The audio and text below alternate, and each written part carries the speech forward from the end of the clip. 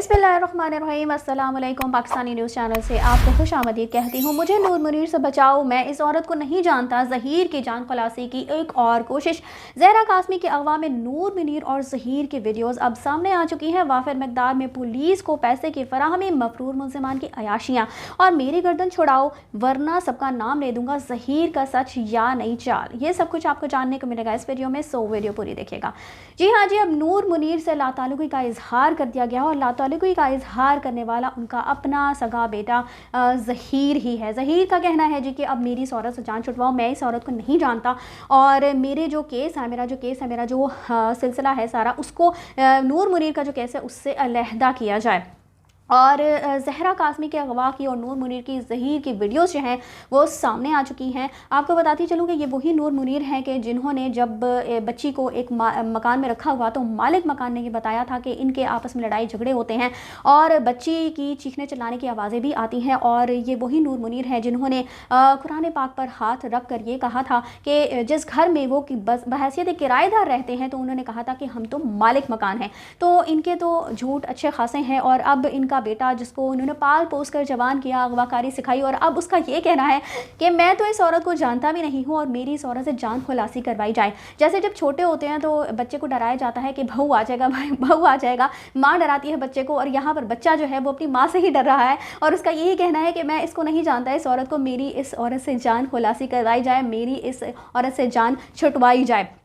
और जी वाफिर मकदार में पुलिस को पैसा फराहम किया जा चुका है चूँकि वो मफरूर मुल्ज़िमान को अभी तक गिरफ़्तार करने में नाकाम है, बल्कि सईद रिंद साहब तो अदालत में पेश ही नहीं होते और वो जाना ही नहीं चाहते बेसिकली मुल्ज़िमान को पकड़ने के लिए, क्योंकि नूर मुनीर ज़राए के मुताबिक अपने काम पर रोज़ जाती हैं पंजाब यूनिवर्सिटी में, अपनी सारी जो रोज़मर्रा की रूटीन है, जो अपनी जॉब है उसको सर अंजाम दे रही हैं। और दूसरी तरफ जो राय खुरम साहब हैं उनकी तो वीडियो तक मंजर-ए-आम पर आ चुकी है, वो भी अपना सारा काम जो है वो अदालत में आकर सर अंजाम देते हैं, लेकिन पुलिस ने नहीं पकड़ना तो नहीं पकड़ना, क्योंकि अगर किसी को वो नज़र नहीं आ रहे तो वो सिर्फ सिंध की पुलिस ही है। और मेरी गर्दन छुड़ाओ वरना सबका नाम ले दूंगा, ज़हीर का सच या नई चाल। जैसे कि इस शख्स ने, इस मुल्ज़िम ने, इस चूहे ने अपनी वालिदा का नाम ले दिया है तो ये कहा जा सकता है कि इसने एक तरह से इशारा दे दिया है इस गैंग का जो सरखना है उसको कि अगर मेरी इस सब के जान ना छुटवाई गई तो फिर मैं आपका नाम भी ले सकता हूँ। और आप ये देखिए कि पहले ही मलबा जो है वो राय खुरम पर डाल रहा था और अब जो है वो मलबा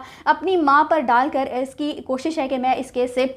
अपने केस को अलग कर लूं। और आपको ये बताती चलूं कि अदालत ने ये कहा था कि जो मफरूर मुल्ज़िमान हैं जब तक वो पेश नहीं होते तो